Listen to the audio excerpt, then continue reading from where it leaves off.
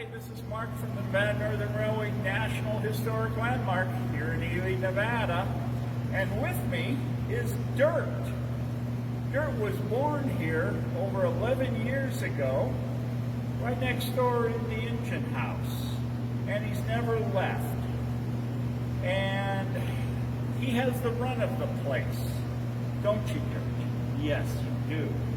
And he got his nickname because one of the places he loves sleeping is inside the steam locomotives because they're nice and warm. So he is the official mascot of the Nevada Northern Railway and also the shop supervisor. He watches everything, don't you, Dirt? Yeah. Yeah, we all work for him.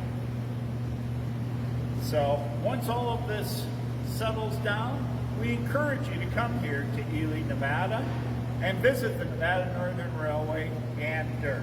Don't we, Dirt? Yeah, okay.